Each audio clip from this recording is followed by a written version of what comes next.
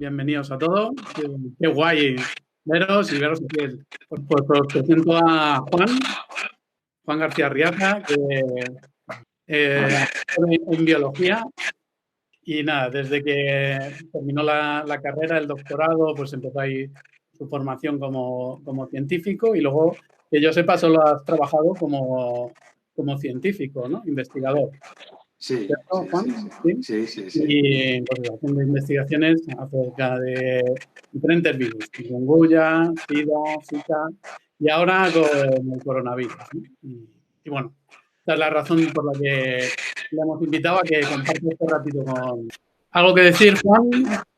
Nada, bueno, que sepan tus alumnos que compartimos 5 años de carrera de biología. Fue además la primera promoción, cambió el plan de estudios en esa época y de repente nos vimos con un montón de asignaturas. Tuvimos que estudiar muchísimo para sacar la carrera y bueno, una carrera muy bonita. No sé si alguno de vosotros tiene en mente hacer biología. Bueno, yo se lo recomiendo. Es una carrera muy diversa, tiene muchas ramas. Pues estudiar desde los animales, zoología, botánica, como hizo Rubén, o biología molecular. Y bueno, es una carrera muy, muy recomendable. Entonces, bueno, pues ahí nos conocimos hace ya muchísimos años. No habíais nacido ninguno de vosotros. Entonces, bueno, pues aquí estamos compartiendo con vosotros este ratito. Espero que sea provechoso. ¿Cuánto tiempo tardasteis en obtener el virus Vaccinia? ¿El virus Vaccinia? Bueno, a ver, ¿cuánto tiempo? O sea, te refieres a la vacuna, ¿no? Sí. Vale, claro, el virus Vaccinia, realmente el virus Vaccinia es como si habláramos del coronavirus o el virus de la gripe, es un tipo de virus, ¿vale? Entonces ese virus lo tenemos en el laboratorio desde hace mucho tiempo, ¿no? Entonces lo que hacemos es, por ingeniería genética, dentro del virus Vaccinia lo modificamos para insertarle los genes que codifican proteínas que pueden activar el sistema inmune frente a otros patógenos. Lo utilizamos como un vehículo, ¿vale? Entonces, el proceso de generación de las vacunas en sí, utilizando virus Vaccinia, lleva una serie de meses, ¿vale? Depende, a veces es un proceso un poco tedioso. Lo que realizamos es insertar un trocito de ADN de otro virus por recombinación, que llamamos, ¿no? Entonces se inserta de una forma específica en una región determinada del genoma de Vaccinia, ¿no? Y vamos seleccionando. Es un proceso que se hace en cultivos de células, infectamos con el virus, tenemos formas, no voy a entrar en detalle, pero tenemos formas de seleccionar aquellas células infectadas por el virus que queremos, los vamos purificando, seleccionando, y es una serie de infecciones en cultivos. Depende, si sale todo a la primera, por ejemplo, ahora la vacuna del coronavirus ha ido bastante bien la generación, pues he tardado como unos 2 meses, más o menos. Si se atasca el proceso, porque puede ser complicado a veces, pues ahí suma meses. O sea, pero bueno, más o menos este proceso entre 2-3 meses se tardan en generar, más o menos. Al hilo de lo que decíais, preguntaba a Lady, ¿en qué objetos se guardan los virus? ¿En qué contenedores? ¿Qué objeto? ¿En qué contenedores los virus? Bueno, los virus, si los dejamos a temperatura ambiente, bueno, normalmente cuando los recogemos los metemos en frasquitos, en tubitos pequeños, se llaman Eppendorf, o en frasquitos un poquito más grandes, que suelen ser de plástico, ¿no? Metacrilato y tal.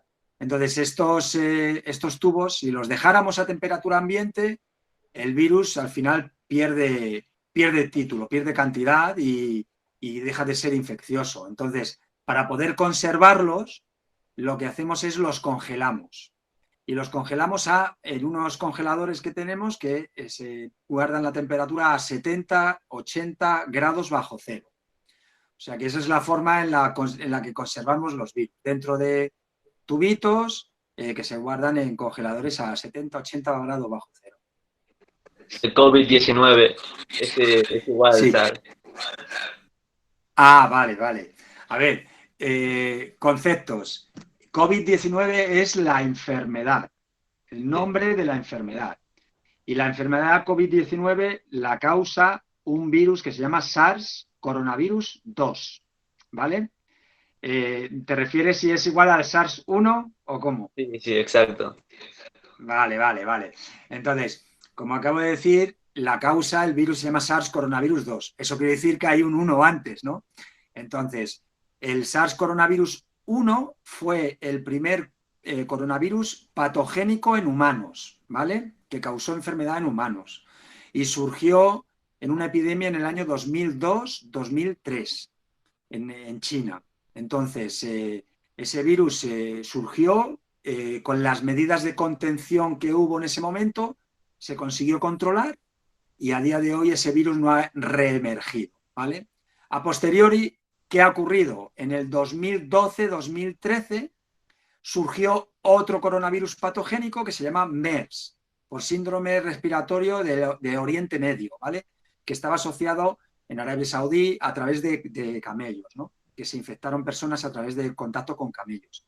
Este era otro coronavirus patogénico que también era más mortal que el que tenemos ahora, pero también se contuvo bastante rápido.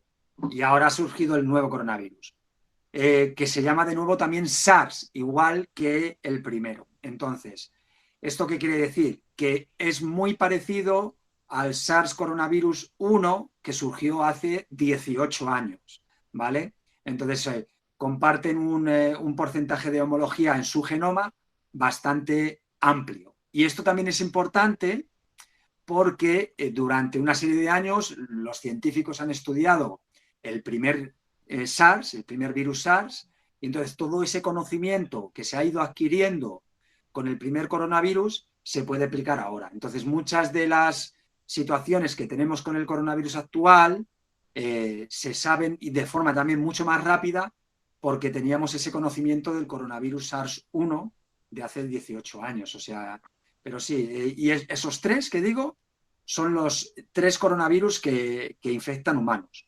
y que causan enfermedad. Luego hay otros coronavirus que también infectan humanos, pero no son patogénicos. Hay otros 4, ¿vale? Que causan los resfriados comunes. Vale, muchas gracias.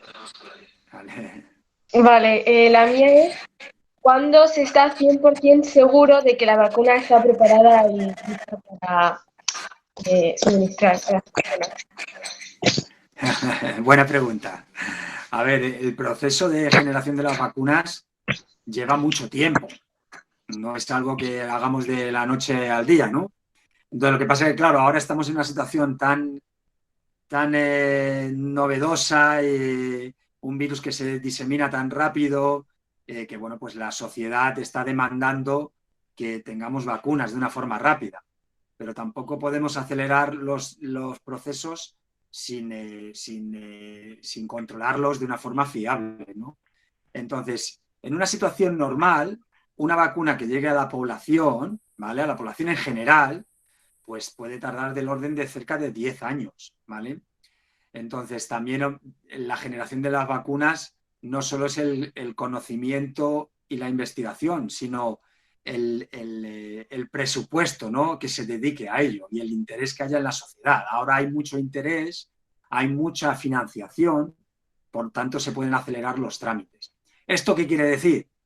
Que ya hay vacunas, fijaros, el virus surgió en diciembre y ya hay vacunas que se están probando en humanos. En apenas 5 o 6 meses hay vacunas probadas en humanos frente a un coronavirus, un virus nuevo. Esto es la primera vez que ocurre en la historia, ¿no? Entonces, es cierto que se están acelerando los trámites, pero por mucho que se aceleren, hay una serie de fases que hay que pasar. Y entonces, ¿esto qué implica? Que una vacuna que podamos tener para vacunar a un gran número de población va a tardar por lo menos un año, año y medio, más o menos. Eso no quiere decir que dentro de unos meses ya haya vacunas que se puedan probar en personas con riesgo, ¿no? En sanitarios, personas de avanzada edad, etcétera, ¿no? Pero las vacunas tienen que pasar una serie de fases, ¿no? Después de, digamos, si me salto la fase de generación, de probar en animales, etcétera, pongamos que ya tenemos una vacuna que funciona en animales. Pues luego hay 3 fases para probar la vacuna en personas, ¿vale? Siempre lo primero que se prueba es la seguridad de la vacuna, ¿vale? ¿Esto qué quiere decir? Que cuando te pinchas con la vacuna, te inoculas con la vacuna, no tienes efectos adversos, no te produce ningún tipo de enfermedad, etcétera. Y esto es muy importante porque ninguno de nosotros estaríamos dispuestos a inocularnos en el organismo un producto si no sabemos si es seguro. Entonces es primordial que la vacuna sea segura, ¿no? Entonces, esto se prueba en personas sanas, en un grupo reducido inicialmente, que es lo que llamamos fase 1. Ahí probamos que la vacuna es segura y también miramos que activa el sistema inmune, ¿no? El sistema inmunitario. Si eso funciona, se pasa a una fase 2. Bueno, la fase 1 ya lleva una serie de meses, porque tienes que mirar el tiempo, la seguridad y la activación del sistema inmune al cabo de una serie de meses. No es algo que hagas en una semana, ¿no? Entonces, si eso funciona, se pasa a otro estadio que es la fase 2, que llamamos, que es un estudio similar, pero en vez de entre 20, 30, que es la primera fase, pues ya 100, 200 personas, y ya personas que puedan tener riesgo de contraer la enfermedad. Porque ahí lo que miramos un poco también es si la vacuna es eficaz, o sea, es decir, si protege, ¿no? Y si esa fase se muestra que es satisfactoria, se pasa a una fase 3, que se llama, ya en 10.000 personas, 20.000 personas, donde se reevalúan todos estos parámetros, seguridad, inmunogenicidad, eficacia. Y hasta que esa fase 3 no acaba, no se tiene el visto bueno para comercializar la vacuna. Entonces, todas estas fases, como veis, esto es como una escalera que vamos subiendo escalones, ¿no? Entonces, uno no puede llegar al último escalón de un salto, hay que ir escalón por escalón, ¿no? Entonces, eso lleva un tiempo. Yo creo que ahora, como estamos, sí que el año que viene pudiéramos tener algún tipo de vacuna disponible en la población. Pero somos muchas personas en el planeta, 7.000 millones, y no va a haber una sola vacuna para vacunar a todas las personas.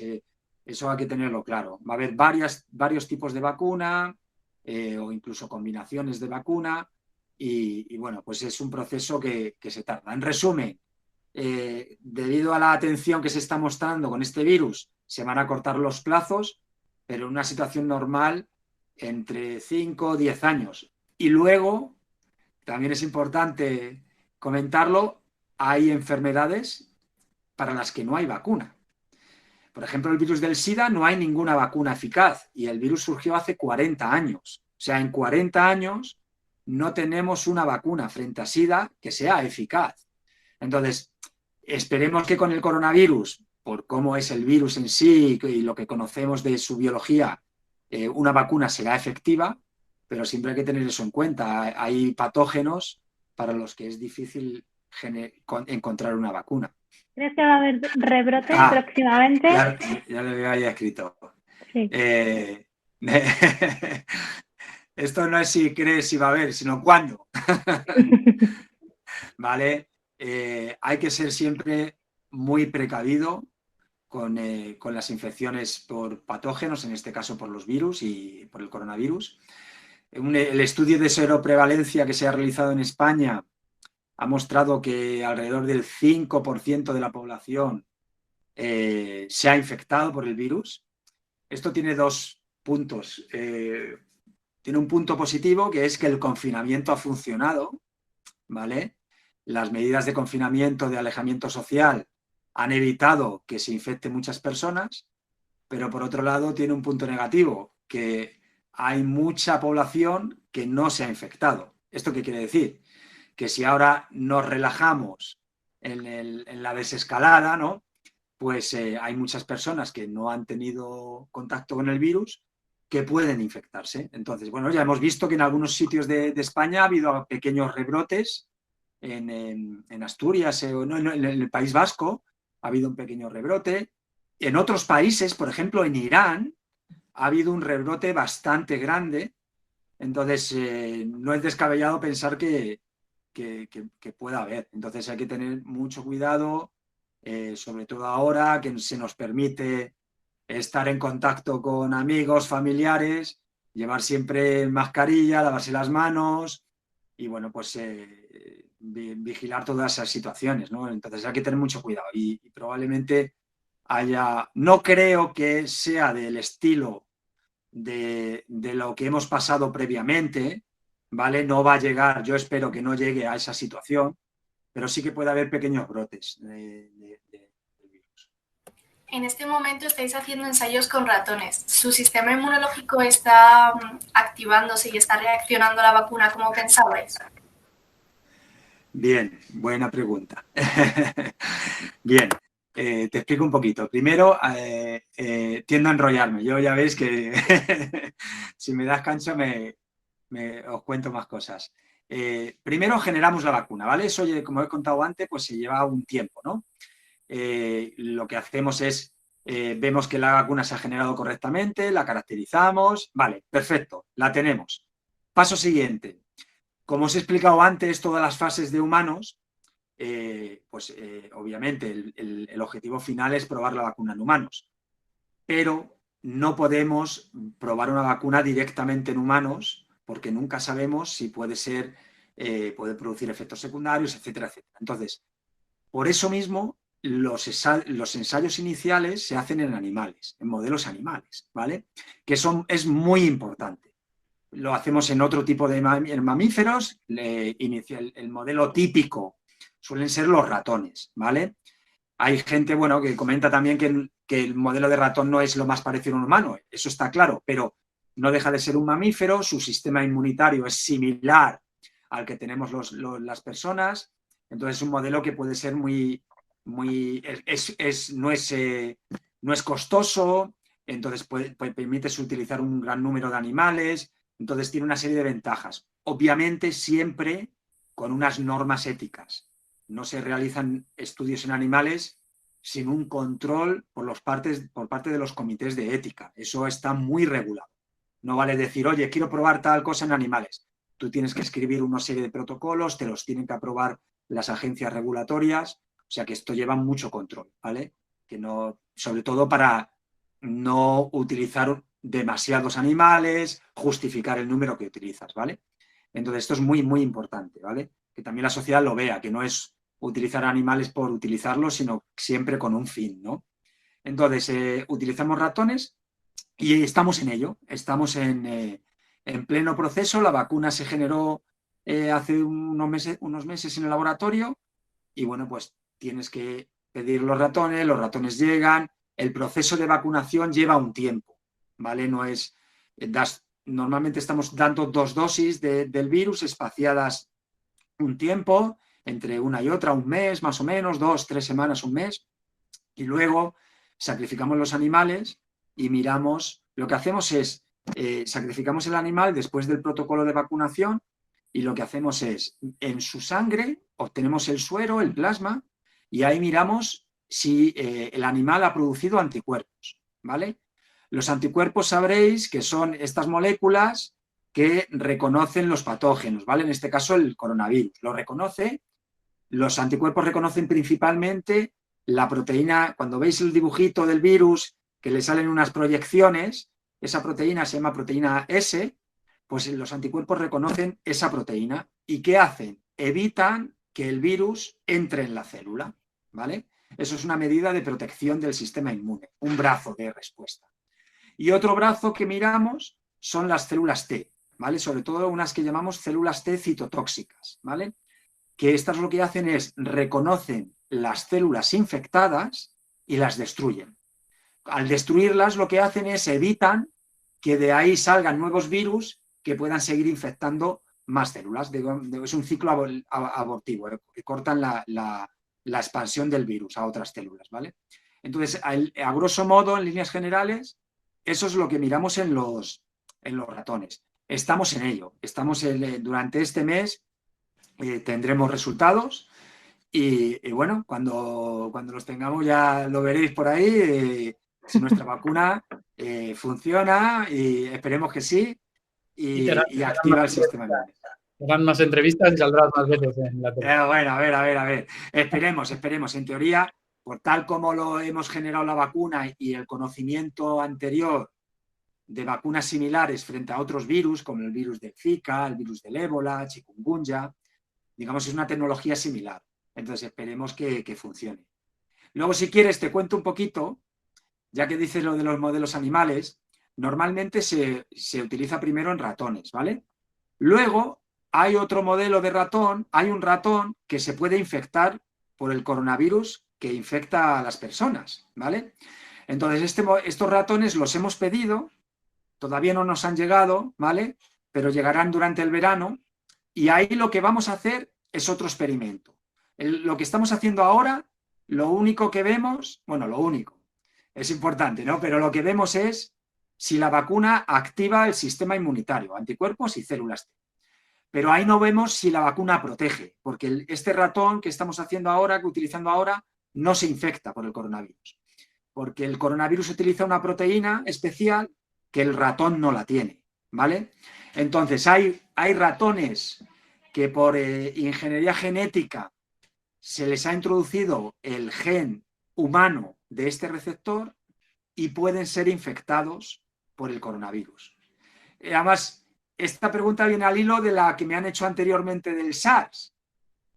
Como anteriormente el SARS primero, el SARS coronavirus 1, se había estudiado mucho en este modelo de ratón, por extrapolación se asume que este modelo de ratón va a ser infectado por este nuevo coronavirus, ¿vale? Entonces, aquí lo que vamos a hacer es vacunar a los ratones y luego les infectamos con el virus y vemos si se protegen.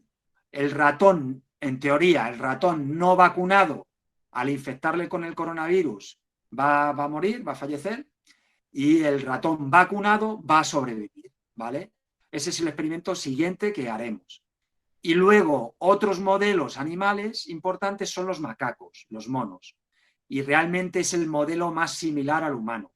Lo que pasa que el manejo de los monos es mucho más costoso, es más complicado logísticamente.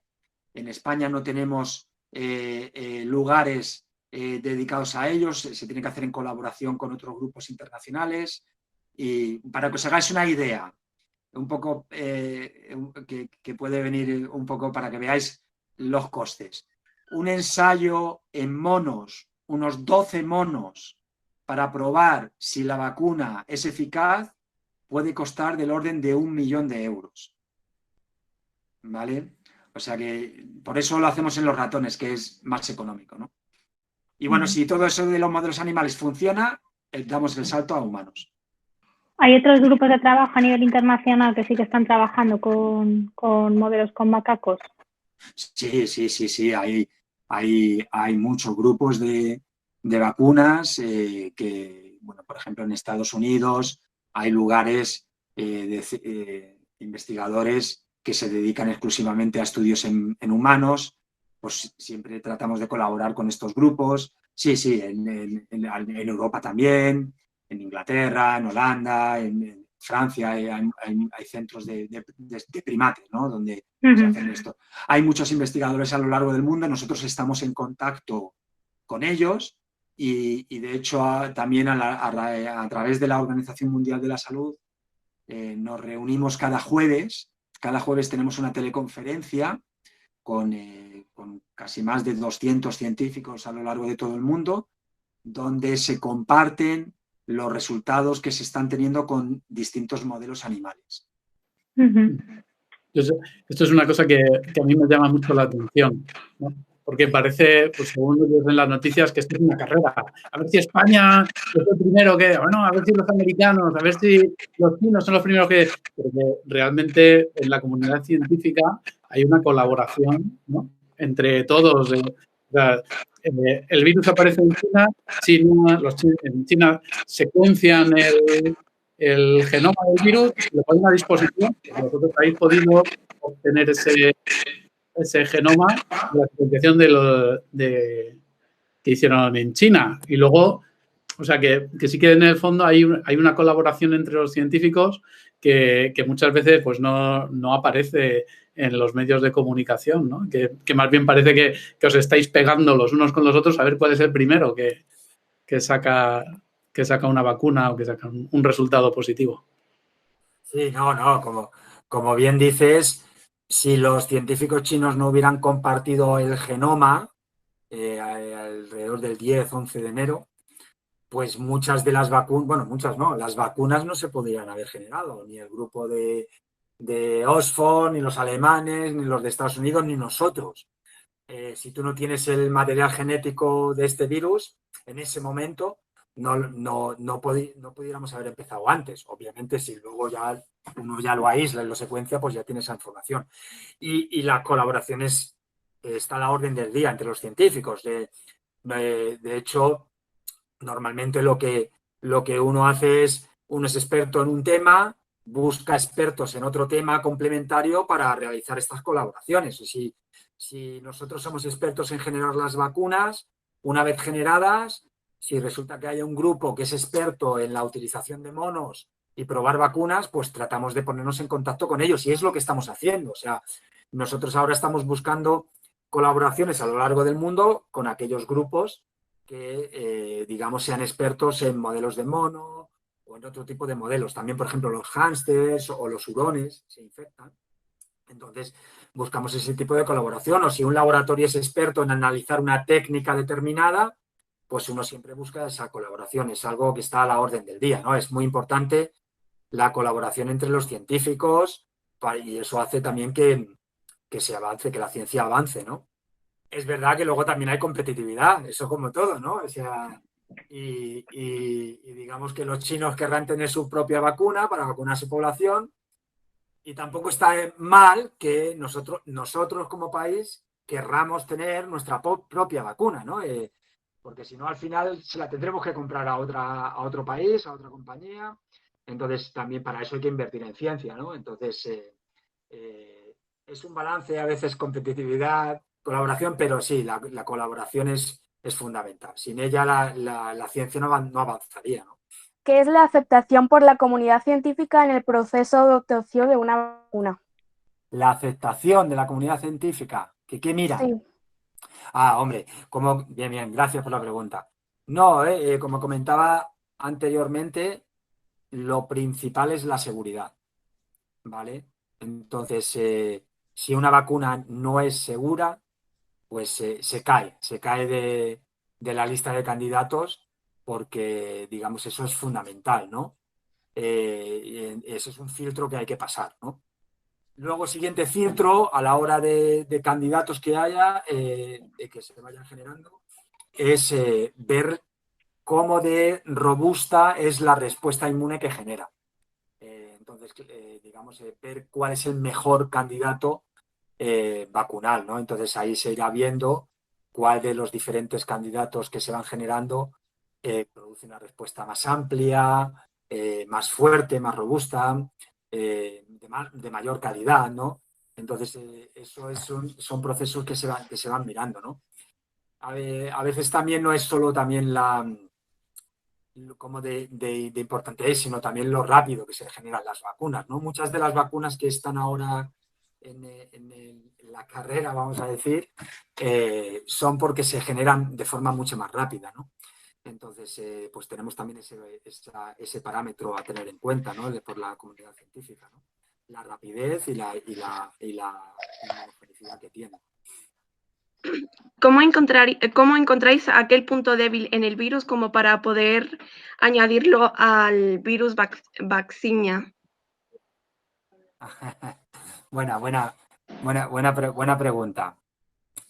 Bien, a ver, normalmente el punto más débil que tienen los virus, ¿vale? Bueno, vamos a focalizarlo si queréis al coronavirus, pero bueno, en general es aquellas proteínas que utiliza el virus para unirse a las células y entrar dentro de ellas, ¿vale?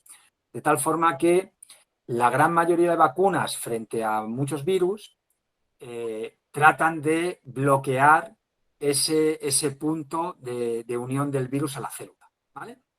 En este caso, en el coronavirus, es lo que he explicado anteriormente, es la proteína que sale de las proyecciones que tiene el virus, la proteína S, ¿vale? De la spike, que se llama, ¿no? La espícula, ¿no?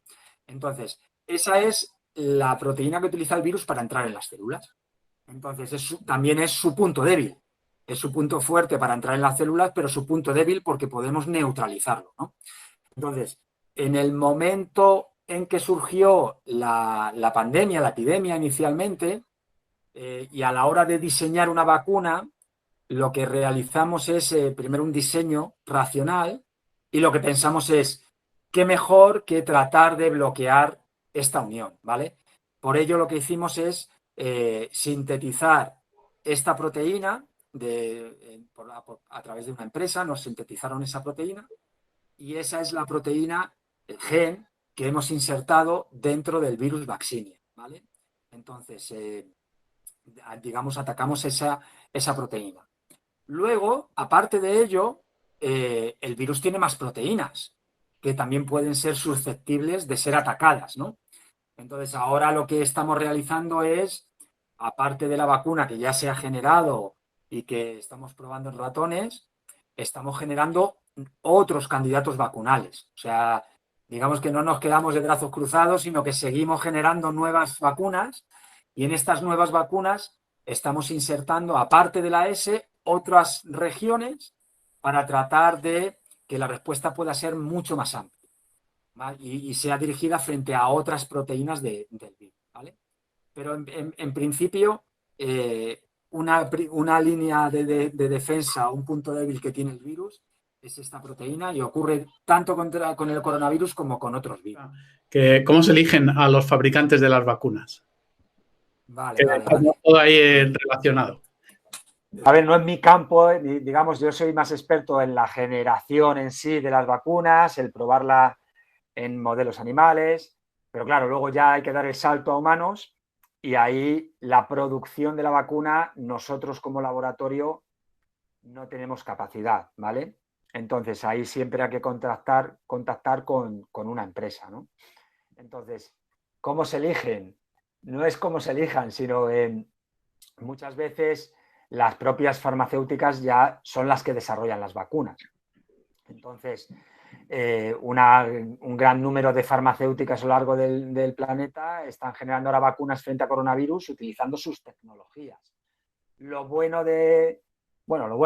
Si una farmacéutica ya desarrolla su propio prototipo, digamos que va más rodado todo, ¿no? Digamos, la generación de la vacuna, la producción de la vacuna en condiciones que llamamos GMP, o sea que es un producto que se puede utilizar en humanos, y la comercialización sobre todo, ¿no?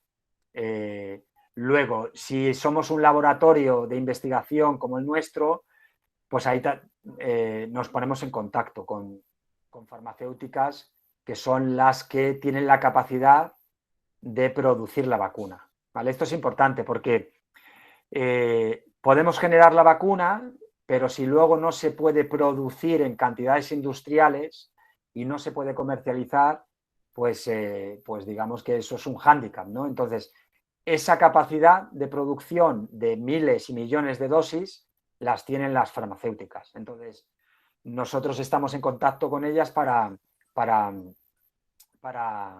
tratar de producir la vacuna. Entonces, también esto va al hilo de lo que hablaba antes Rubén, ¿no? Hablábamos de la colaboración, ¿no? Entre los científicos o los científicos con las empresas, ¿no? Tiene que haber una fuerte unión, un buen vínculo entre la investigación y la empresa, ¿no? Digamos, si vamos un poquito más en detalle y hablamos un poco más del tema, también ha puesto esto sobre el tablero, que en España nos falta mucho, nos falta comparado con otros países, esa logística, la ausencia de grandes compañías capaces de producir vacunas humanas. Entonces, bueno, esperemos a que aprendamos de esta situación para en futuras epidemias pudiéramos estar mejor preparados, pero en otros países pues están más avanzados en ese sistema porque se ha invertido mucho en investigación, en desarrollo y entonces está todo mejor hilvanado, ¿no? En España hacemos las cosas bien, pero nos falta todavía más dedicación, más financiación y esa unión con la empresa, ¿no? para ello.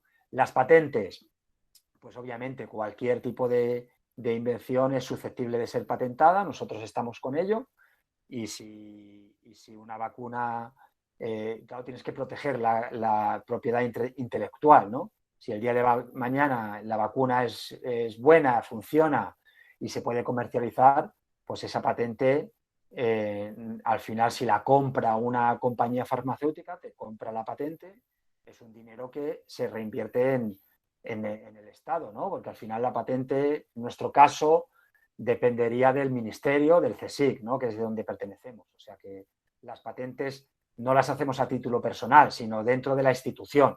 Entonces, eso también es importante, el conocimiento que se deriva de ahí. Esa patente va a estar registrada a través del CSIC, el Consejo Superior de Investigaciones Científicas, que depende del Ministerio de Ciencia, y eso es, digamos, dinero que repercute también en la sociedad. Sí, la mía es sencilla. A la hora de empezar los ensayos con humanos, ¿a qué tipo de persona se le empieza a probar? ¿Niños, adultos o...? Buena pregunta, buena pregunta. Que habéis leído y estudiado. No, mira, lo primero que se suele hacer cuando para probarlo es en personas sanas, ¿vale?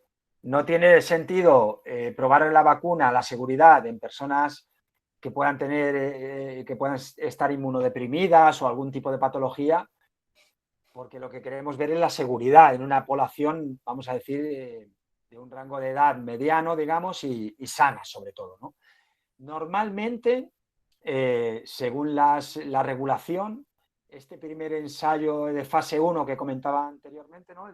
Para probar la seguridad, se prueba entre personas que tienen entre 18 y 55 años, ¿vale? Entre jóvenes y personas de adultas, mediana edad, ¿vale? Eso es en las fases iniciales, ¿vale? Es primordial que digamos que en ese tipo de rango de edades y personas sin patologías previas, la vacuna es segura. Obviamente, luego, en función de los resultados que se vayan teniendo, si la vacuna es segura, hay que ir probando en personas en riesgo, ¿no? Personas de avanzada edad o en niños que puedan tener el sistema inmunitario no tan desarrollado, pero eso viene luego, a posteriori, ¿no? Inicialmente se prueba en personas entre 18 y 55 años. Pregunta Zubida, me la manda por correo electrónico. De las diferentes fases que hay para crear una vacuna, ¿cuál crees que es la más compleja y en la que se tardaría más? A ver, yo creo, hay fases que yo controlo, digamos, las fases iniciales, ¿vale? La generación de la vacuna, los ensayos preclínicos que llamamos en los animales, pero bueno, donde se tarda un poco más sería en las fases en humanos. La generación de la vacuna, dependiendo del tipo de vacuna, ya hemos visto, ahora hay vacunas, la de la empresa esta Moderna, que está basada en ARN, esa se genera de una forma muy rápida. En una semana puedes tener el candidato a vacuna, porque se genera de una forma rápida. Otras vacunas un poco más complejas, como la nuestra, se tarda una serie de meses. O otras un poco más complejas, que no sé si habréis escuchado que hay otro laboratorio en mi centro, que es dirigido por el doctor Luis Enjuanes, lo que hacen es tratar de replicar el coronavirus quitándole aquellos genes de virulencia, ¿vale? Aquellos genes que el virus tiene que causa patogenicidad, quitárselos, ¿no? Eliminarlos. Entonces, ese tipo de vacuna lleva más tiempo, ¿vale? Entonces, pero en líneas generales, el desarrollo y el probarlo en animales es relativamente rápido. Es más en las fases siguientes, en la producción de la vacuna, y en las fases, fase 2, fase 3, sobre todo la fase 3, tener en cuenta que es un escalado casi exponencial. En una fase 1 suelen ser 20, 30, 40 personas, la fase 2 suelen ser 100, 200, y una fase 3 suelen ser del orden de 10.000, 15.000 personas. Entonces, esas fases es donde se lleva mucho más tiempo, ¿no? Y para probar la eficacia tienes que esperar una serie de meses, digamos, son las fases más avanzadas, que también son las más importantes. ¿Cuántos científicos se necesitan para hacer una vacuna? A ver, cuanto más mejor, ¿no? Depende, es muy relativo, ¿no? Depende de la generación. Una cosa puede ser la generación y otra ya luego el análisis, ¿no? Está claro que cuantos más científicos seamos en los laboratorios, más opciones hay de hacer más cosas y no tener una carga laboral con un número reducido de personas, ¿no? Entonces, digamos que mínimo uno, eso está claro, pero bueno, y a veces también nos ocurre mucho, ¿no? Laboratorios pequeños a la hora de competir con otros laboratorios más grandes, pues es difícil, ¿no? Porque, claro, si tienes menos personal dedicado a investigación, pues eso repercute también en menos resultados, y etcétera, etcétera, ¿no? Entonces, ¿cuánto se requiere? No te puedo dar un número, pero sí que es importante que cuanto más mejor. Y aquí te añado que para ello es importante que la sociedad y los políticos se den cuenta que la ciencia es muy importante y que se tiene que invertir en ello. Y la ciencia no es un gasto, sino que es una inversión. Y la búsqueda de vacunas es la mejor inversión que puede haber, ¿no? Beneficio-riesgo y repercusión que luego tiene la sociedad, tanto económico como, digamos, de bienestar, de salud, ¿no? Entonces eso sí que es importante, más que si es 1, 2, 3, sino obviamente hay que tener muchos y para ello hay que invertir, que esperemos que a raíz de esta situación se invierta mucho más, ¿no? Porque las carreras científicas son largas, tediosas a veces, no están muy bien valoradas en muchos aspectos y entonces, bueno, pues esperemos que con esta situación cambien las tornas, ¿no? Sí. Solo nos acordamos de ella cuando pasan cosas como esta. Exacto. También a esto apuntar que realmente no es solo un equipo el que está trabajando, ¿no? Sino que son muchos equipos que comparten información y que además están trabajando con estudios, con conocimiento que se ha generado hace años. O sea que realmente el sacar, bueno, hacer una vacuna no es solo cuestión de un equipo, sino que es información de muchos equipos y de gente, pues lo que decía Juan antes, ¿no? Que hace 18 años hubo un SARS-1 que se ha estudiado y que a partir de ese el conocimiento que se generó estudiando aquel virus se está aplicando ahora, ¿no? Entonces, aquellos científicos que estudiaron ese virus hace 18 años están también implicados en la vacuna que se está generando ahora, ¿no? Claro, ¿no? Eso que dices es importante. Nosotros, digamos que la vacuna la hemos generado de una forma rápida porque tenemos ese conocimiento previo de tantos años generando vacunas frente a otras enfermedades. Al final tienes una plataforma de trabajo que la puedes aplicar tanto a este coronavirus como frente a otro virus que pueda venir dentro de 2 años, ¿no? Entonces, la tecnología la tienes desarrollada porque tienes ese conocimiento previo, ¿no? Eso está claro. ¿Habéis notado cuando les estabais haciendo los ensayos a los ratones que les pasaba algo raro o que cambiaban sus costumbres? No. En el ensayo de ratón, que tenemos ahora, la vacuna no les produce ningún tipo de alteración, ¿vale? Ni física, ni interna. O sea, digamos, se activa el sistema inmunitario, obviamente, ¿no? Pero digamos, en sus hábitos de los ratones no suele haber cambios, ¿vale?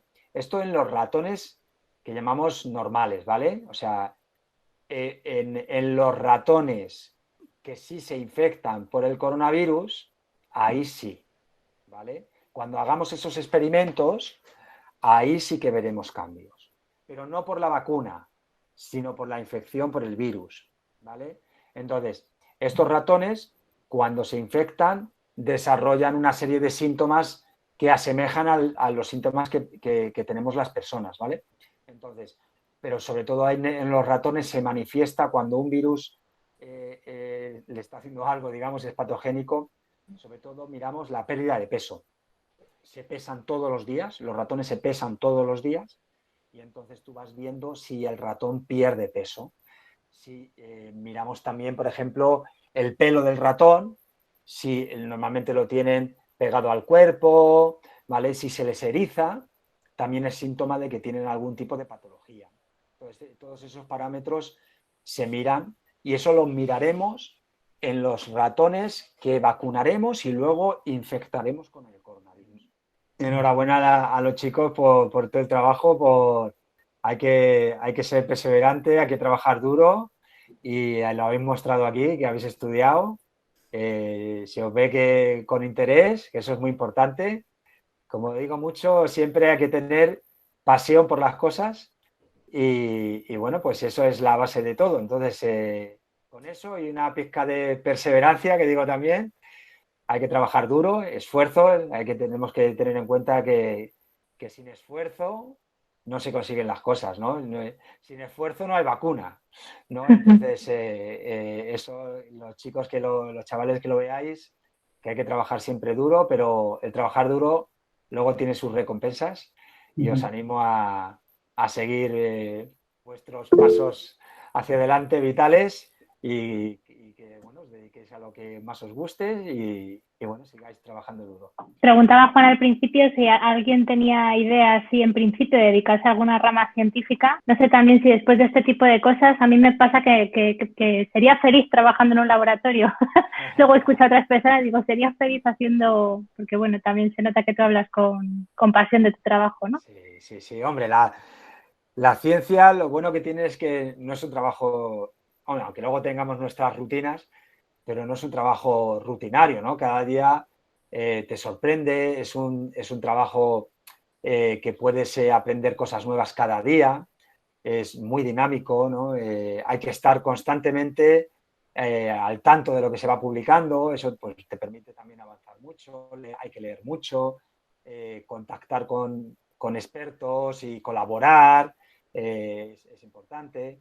Y bueno, es un trabajo muy bonito, muy bonito. Yo a los chicos y a las chicas les animo a que si tienen esa pasión por la naturaleza, por la ciencia, por la biología molecular, bueno, pues que den rienda suelta y que hagan carreras de ciencias, que yo creo que también abre mucho la mente.